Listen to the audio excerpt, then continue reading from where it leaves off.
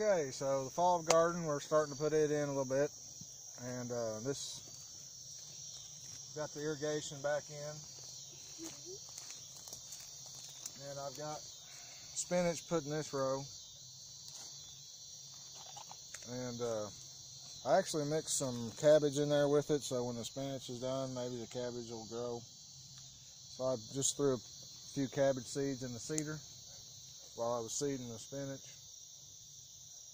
and hopefully we'll get a little cabbage. In this row, half of it is leaf lettuce, and I took some of our homemade wood chips and chicken manure compost that we made and put on top, sprinkled on top of the lettuce, and this was seeds that I saved from last year. So we'll see what happens.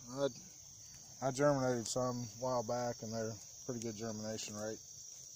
So this should be pretty thick in here because I had to hand seed it because I'm not quite as good at cleaning the lettuce seeds as the ones you buy. So I had to hand seed this, but it didn't take very long. So this ought to be a nice thick mat of greens this winter. And that row is empty, but I'm going to put more greens and more spinach in this third row. I'm just keeping the irrigation on it, keep it moist for now. And over here, I've got cabbage, and I decided to go this way with these rows, and I had a thick layer of wood chips down, so I just hand water this one every other day or so. And yeah, all this is cabbage, like I don't know, 6 or 8 little rows or 8 or 10 little rows of cabbage, and I got a half a row of carrots right there. So those, they may not get to full size before it gets too cold, but they'll get close enough to where we can eat on them this winter. And then here is sugar snap peas. They're actually sugar peas, I guess. I think they're Oregon pod 2s and sugar ands. So kind of excited about this because they were really good last fall when we had them. This ought to be quite a few when they come in 60 days. So yeah, you can't, like an 80-day sugar snap pea, it's probably going to get too cold before it, before they get to maturity and start producing, it's probably going to be too cold and not enough daylight. So this 60-day pea, I can't tell the difference. I think they taste just as good as the sugar snap peas, and they don't have to trellis them either, the bush pea. They're really good, so we got those going. And these are Weston's carrots that he grew in his little garden. There's a couple that are pretty big here. Might be getting close to being ready.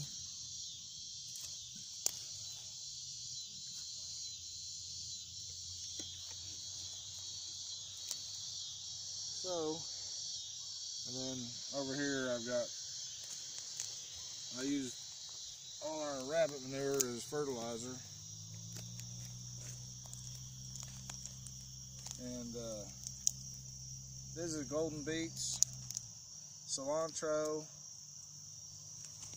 and some kale I planted in here. These are some cilantro plants left over from when Weston planted this spring, and they never came up, and they decided to come up late. So I planted a couple rows of cilantro around these.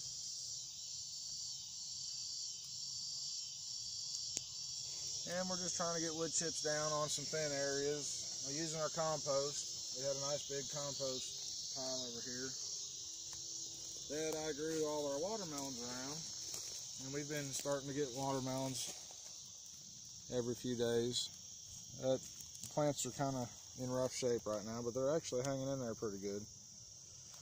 We've done no fertilizing or spraying this year, and we've gotten quite a harvest, so we've done pretty good without fertilizer or any type of fungicide sprays.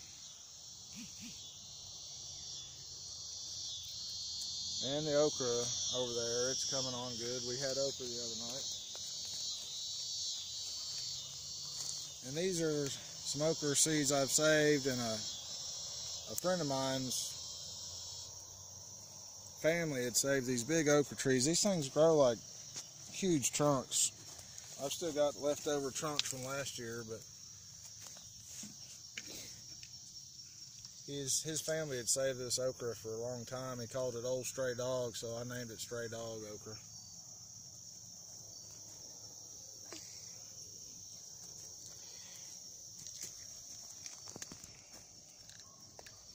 And right here we have some dill,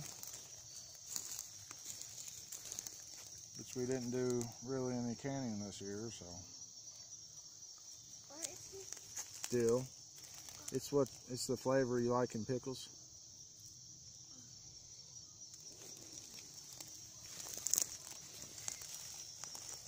And this is just a row that I had thought that I had killed the weeds out of, and I planted a row of carrots in here. And I didn't. It was too weedy, so I abandoned the row and I just covered it up with black plastic to kill all the weeds again. So that's how I clean all my rows out. When they get too weedy, I just cover them with plastic and kill all the weeds. It's a whole lot less work than digging them out. And then we've got Angela's zinnias through here. So they're doing really good this year. They're about, what, a foot taller than they were last year? Mm-hmm. That taller than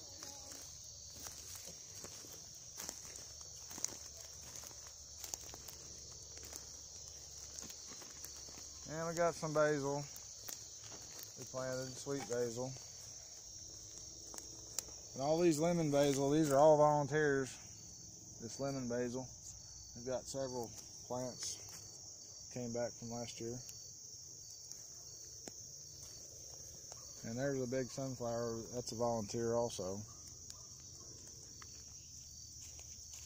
And the tomatoes, they were hanging in there. We didn't really do any spraying at all with the tomatoes. And really, we haven't been eating a whole lot either. The groundhogs ate more than we got.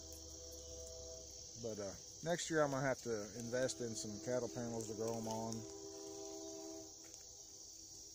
But they're actually producing quite a few tomatoes. I've not sprayed or fertilized these at all this year either, so. I did, in the beginning of spring, I put a little chicken manure around them.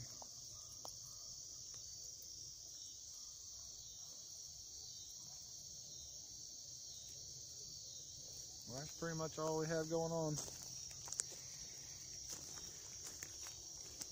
Oh yeah, we got the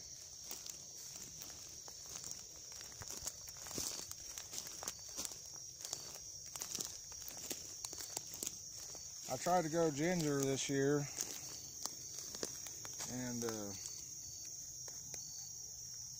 I put some turmeric. This is ginger right here, which I don't know why it didn't do very good,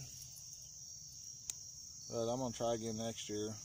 Try a different spot in the garden, maybe with more sunlight. This area gets kind of shaded in the evenings. And this here is turmeric, so we ought to get some decent turmeric. It's doing really good. It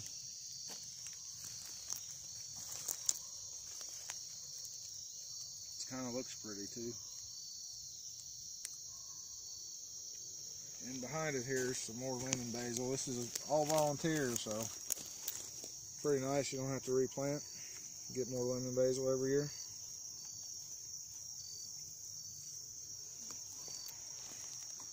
Got some more watermelons.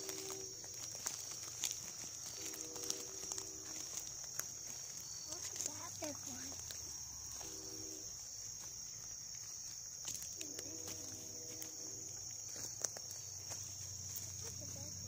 Yeah, that's a big one.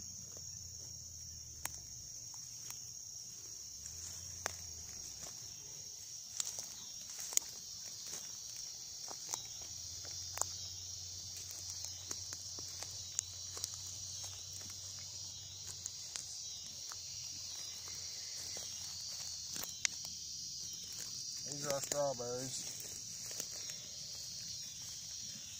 These I planted this year from runners that we had that I dug up. And when was that? January. I dug these up in January and planted them over here. And the strawberry patch has gotten really quite big. It's out of control. I'm gonna have to thin it out. I'll put a bunch of wood chips on top of it, make aisleways. What's this? That's some volunteer tomatoes.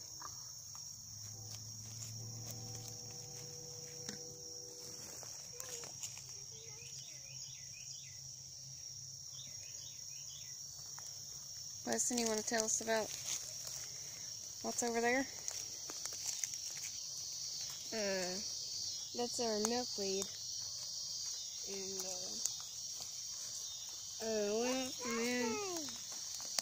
What's that? They're wiggly.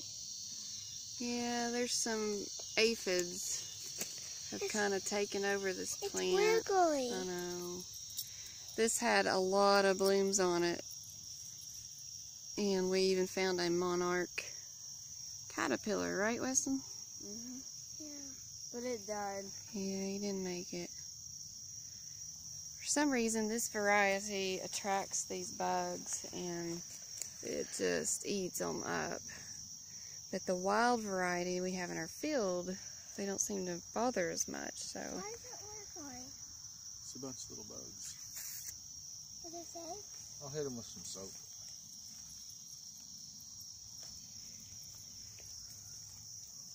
Alright, that's about all we got. oh, one more thing. What? Loofah. Oh The yeah. monster loofah plant. We're finally getting some fruit, I guess you could call it. It's actually a loofah. You can eat them, but I'm growing them for soap loofahs.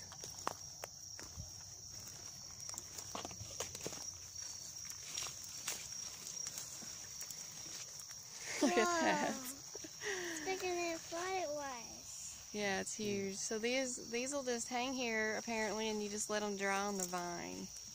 And here are some young ones. It feels hollow inside. They grow so is kinda- fast. We were afraid we weren't going to have but the one, and then all of a sudden we started seeing the little ones all throughout.